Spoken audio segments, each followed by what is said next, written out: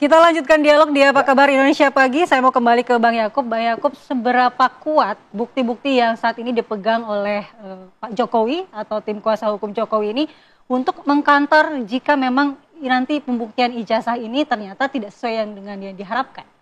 Ya, kalau menurut kami buktinya absolut dan tidak dapat dibantah lagi ya. Karena sejak awal semua penerbit sudah mengatakan itu asli. Semua ada kawan-kawan semua yang dulu berkuliah bareng aja masih ada dan bisa memberikan keterangan. Itu bagaimana mau dibantahnya?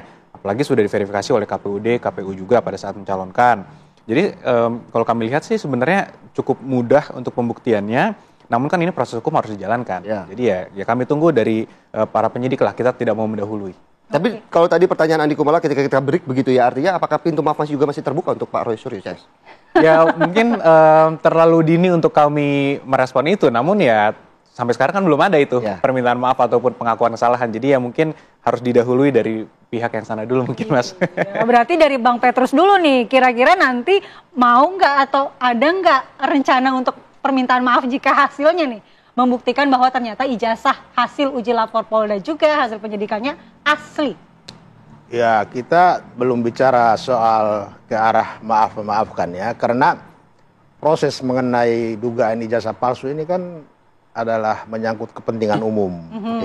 Soal maaf-maafkan itu kan kaitan dengan urusan pribadi masing-masing.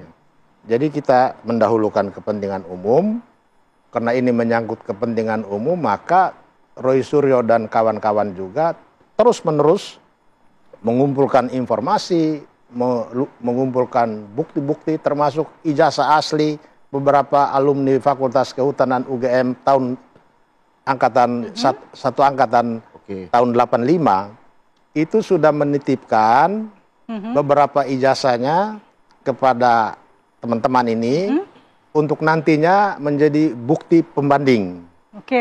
Dan menurut keyakinan mereka, dari bukti-bukti ini akan menggugurkan keaslian ijazah yang diklaim sebagai ijazah asli Jokowi. Ada berapa ijazah yang kemudian dititipkan, Bang? Yang informasi kemarin sudah 5 dan akan bertambah terus. Itu yang ijazahnya 1 di UGM? Ya. Kalau yang SMA-nya sendiri, karena kan ijazah SMA juga disita. Apakah ya, tapi kan ada bukti baru? SMA-nya kan tidak disoal, toh.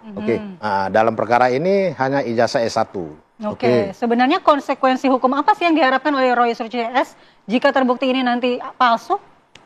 Ya, kalau ini terbukti palsu, maka proses mekanisme pencalonan pejabat publik di Republik ini harus dievaluasi. Ya, baik dari proses pertama di partai politik, di KPU, sampai dengan seseorang dilantik itu harus diperketat lagi. Itu tujuannya. Jadi bukan ada kepentingan pribadi, sama sekali tidak. Karena ini kan menyangkut jabatan orang nomor 1 di Indonesia, kemudian disebut-sebut sebagai palsu ijazahnya. Kalau itu palsu berarti ada yang salah dalam mekanisme merekrut calon kepemimpinan nasional di Indonesia. Tapi bukannya bermaksud ini merawat isu? Oh tidak, sama sekali tidak. Aku bagaimana tuh? Dibantah langsung. Karena Pak Jokowi sempat merasakan ada, oh ini kayaknya ada isu. Justru kita salahkan Polri, Ketika awal muncul isu ijazah palsu, kenapa Polri tidak langsung bertindak tegas? Membuka penyelidikan. Baik. Harusnya dari tahun berapa itu? Kalau kita hitung ini kan ada yang bilang dari 2014, ada yang bilang dari tahun 2019, tapi ini kan semua digantung. Baik. Polri membiarkan menunggu ada yang lapor. Jadi Jokowi dirugikan, masyarakat dirugikan, Pak Roy Suryo dan kawan-kawan juga dirugikan. Waktu semua tersita hanya untuk ini. Baik. Mas Yakub, tanggapannya?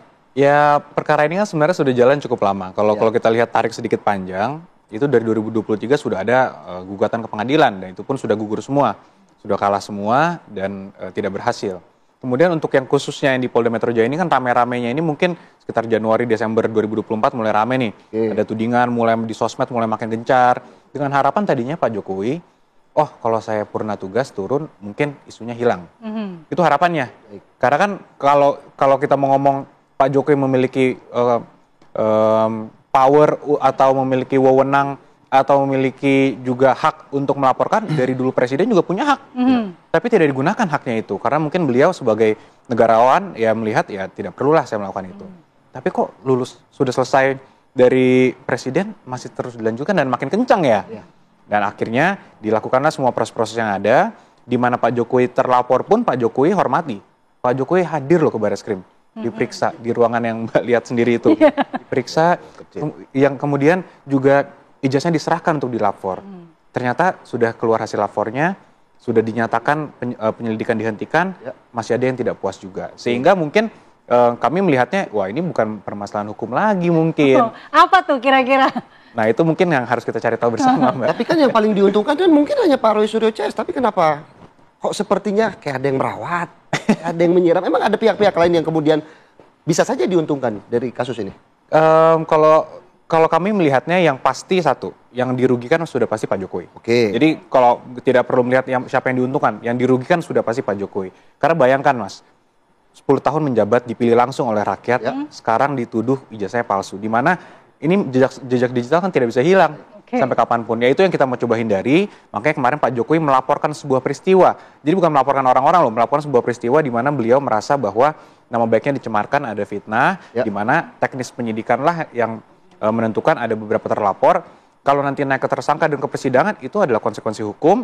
Yang penting kalau dari Pak Jokowi itu niatnya adalah satu dari awal, memulihkan nama baiknya dan mendapatkan kepastian hukum. Jangan sampai ada orang lagi yang bisa mengatakan bahwa ijazahnya palsu. Oke, memulihkan nama baik dan kepastian hukum. Pak Yusuf, kasus ini berkaitan dengan sosok yang pernah menjadi presiden, wali kota, gubernur. Bagaimana menjaga transparansi dan independensi dari kepolisian? Iya, ya sebenarnya setelah Pak Jokowi tidak menjadi presiden, ya momentumnya sudah sangat tepat. Apalagi ada pengaduan ya, ada pengaduan. Nah, maka dalam hal ini sekali lagi kita kembali saja ke penyidikan yang di Polda Metro Jaya ini.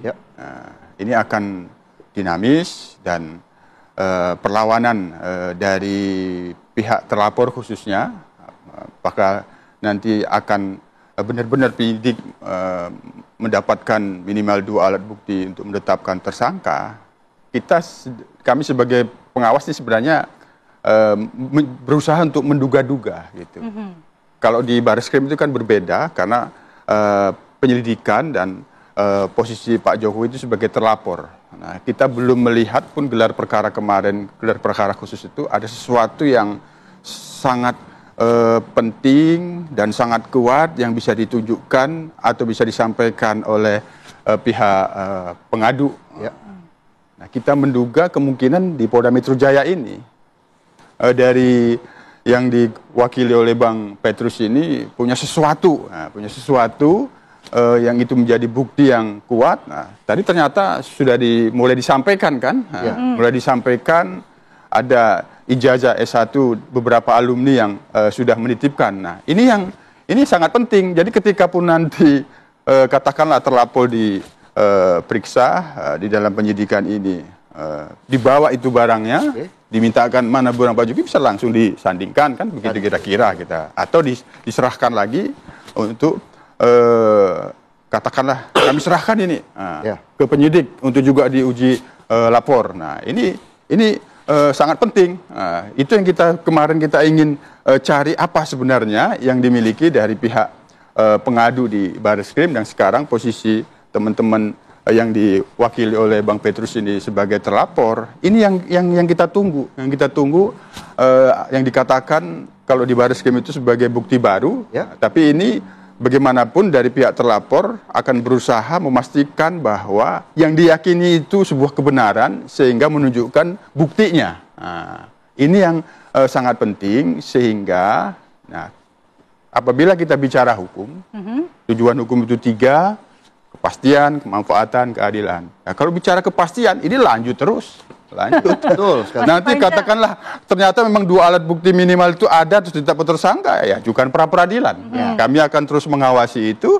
Tapi kalau bicaranya kemanfaatan, keadilan, ya upaya untuk berikan keadilan masing-masing pihak yang kita dorong, ya bisa saja ada restoratif justice. Tadi sudah disampaikan di masing-masing pihak, tapi sepertinya dari Bang Petrus ini tidak mengarah ke sana dulu. Tanda-tanda ya. Kita melihat ini meyakini ada bukti yang mau disampaikan yang belum disampaikan selama ini. Itu yang kita berharap akan terlihat gitu, sehingga Pak Roy Suryo sendiri sudah bilang begitu dari tim kuasa hukum Bang Petrus ada bukti baru. Apakah nanti akan ada kemungkinan pemanggilan lagi di tingkat penyidikan kepada tim Roy Suryo CS untuk meminta bukti-bukti baru, atau seperti apa? Ya itu kan ketika dilakukan pemeriksaan penyidikan mereka sudah punya hak. Kalau memang yang selama itu masih disimpan, Ya. sekaranglah saatnya. Itu sepertinya mau kita lihat ini. Sepertinya ini yang mau kita lihat. Apakah memang demikian? Dan ini tentu akan itu tadi akan lebih dinamis. Ketika pun nanti akan ada minimal 2 alat bukti itu sehingga penyidik meyakini akan menetapkan tersangka, tapi akan terus ada perlawanan dan kami menunggu dan kami akan melihat apa sesuatu yang sangat penting untuk memberikan sanggahan, pembuktian atas kebenaran yang disuarakan oleh yang diwakili oleh Pak Suryo, oleh Pak Petrus ini, itu yang kita tunggu. Tapi sekali lagi, tentu dikembalikan ke masing-masing pihak. Kami sendiri pengawas memastikan penyidik itu profesional. Apabila kepastian hukum yang ingin kita dorong, sebagaimana harapan Bang Petrus bahwa ini bukan persoalan politik, tapi bagaimana perbaikan sistem rekrutmen, sistem pencalonan ke depan. Wah, ini berarti bicara kepastian hukum. Maka ini harus kita dorong tuntas. Sampai tuntas. Tuntas. Ya. Oke, kalau kata Pak Yusuf, kalau mau menunggu kepastian hukum berarti prosesnya masih panjang. Kalau gitu mending saya disita SIM-nya deh daripada disita ijazahnya. Paling nunggu sidang 1 bulan begitu ya. Untuk mengambil SIM. Baik, kita tentunya masih akan menunggu babak normal, extra time, adu penalti kayak Indonesia lawan Thailand semalam begitu ya. Apakah adu penalti akan menjadi langkah terakhir untuk pembuktian ijazah Pak Jokowi asli atau palsu? Terima kasih Bang Yusuf, terima kasih Bang Petrus, terima kasih Bang Yakub untuk waktunya pada pagi hari ini. Tentunya jangan capek-capek, jaga kondisi, Iya. masa Siap, Pak panjang. Suplemen ya, masih panjang. Sama-sama. Terima kasih pemirsa.